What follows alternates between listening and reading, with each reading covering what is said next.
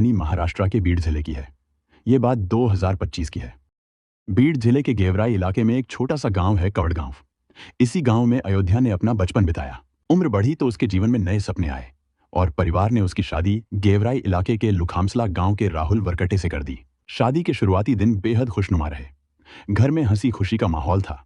समय बीतते बीतते उनके जीवन में एक प्यारा सा बेटा भी आया। परिवार की खुशियों में जैसे चार चांद लग गए। लेकिन कहते हैं कि खुशियों के बीच कभी कभी दुख अचानक दस्तक दे देते हैं। ऐसा ही अयोध्या के साथ हुआ। उसके पति राहुल की अचानक मौत हो गई। इस हादसे ने उसकी जिंदगी की पूरी दिशा ही बदल दी।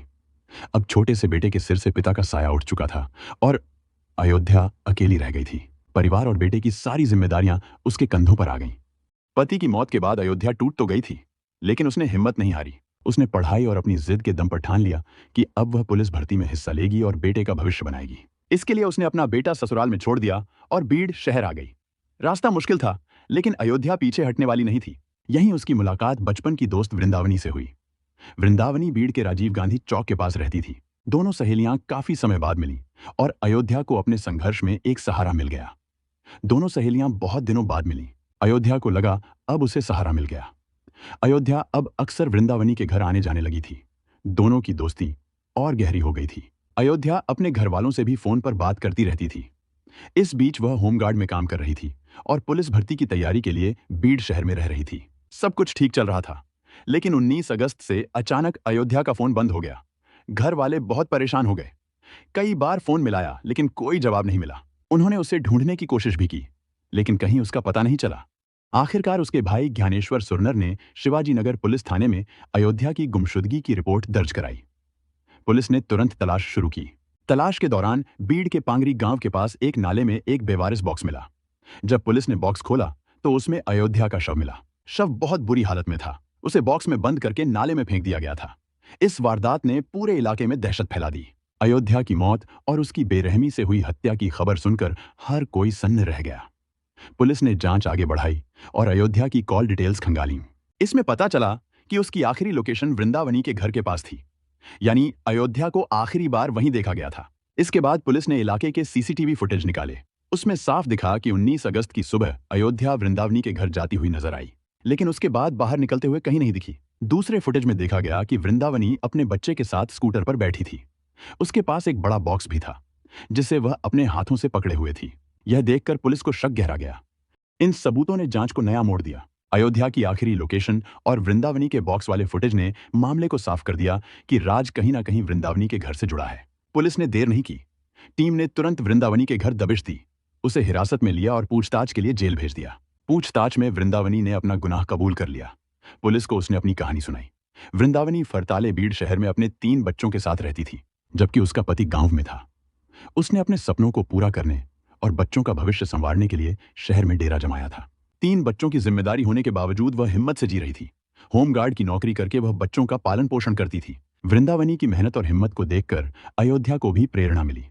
जब वृंदावनी को पता चला कि अयोध्या के पति की मौत हो चुकी है और उसका एक बेटा है, तो उसने अयोध्या की मदद की और उसे भी होमगार्ड की नौकरी दिलाई। इसी बहाने दोनों के बीच गहरी दोस्ती हो गई। अयोध्या अब अक्सर वृंदावनी के घर आने जाने लगी थी।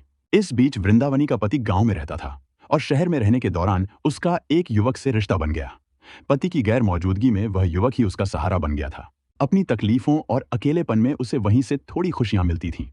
हालांकि उसे खुद भी समझ नहीं आता था कि यह सही है या गलत।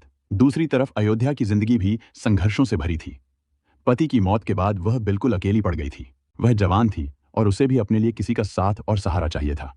अयोध्या को मन से चैन नहीं मिल रहा था। उसने देखा कि उसकी सहेली वृंदावनी, जो उसी की उम्र की थी, पति से अलग रहकर भी अपने प्रेमी के साथ मजे में है। ये देखकर अयोध्या के मन में भी ऐसी ही चाहतें जागने लगी। अब उसका ध्यान पढ़ाई नौकरी से हटकर इन चीजों पर चला गया। धीरे धीरे उसकी नजर वृंदावनी के प्रेमी पर पड़ी। अयोध्या जवान थी, सुंदर भी थी। वो जब उसके पास गई तो वो आदमी भी मान गया। अयोध्या ने थोड़ा प्यार जताया तो उसने भी उसे अपनाया। दोनों की नजदीकियां बढ़ने लगीं। अब हाल ये हुआ कि वो आदमी अयोध्या के पास ज्यादा रहने लगा और वृंदावनी से दूर होने लगा। अयोध्या का खर्चा पानी भी वही उठाने लगा, तो उसकी पैसों की चिंता खत्म हो गई। लेकिन वृंदावनी परेशान हो गई। उसे समझ नहीं आ रहा था कि उसका प्रेमी अचानक उससे दूर क्यों हो रहा है। पहले तो उसने ध्यान नहीं दिया, लेकिन बाद में उसे साफ पता चल गया कि अयोध्या ही बीच में आ गई है। ये जानकर वृंदावनी का खून खौल उठा।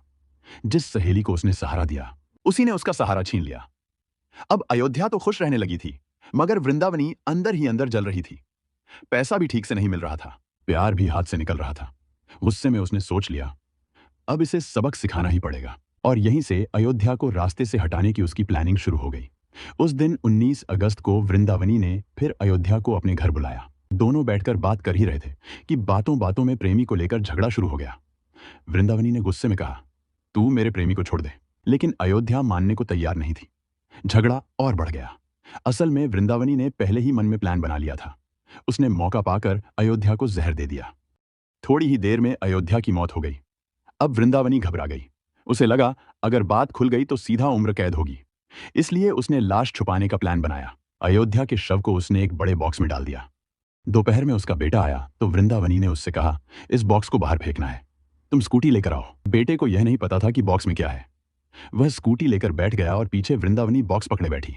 दोनों ने जाकर बॉक्स नाले में फेंक दिया और ऐसे घर लौट आए जैसे कुछ हुआ ही ना हो।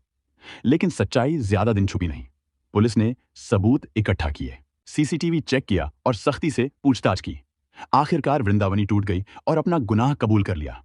पुलिस ने उसे गिरफ्तार कर जेल भेज दिया। अब यह मामला अदालत में चल रहा है। जांच में साफ हो गया कि यह सब वासना और अपने स्वार्थ की वजह से हुआ।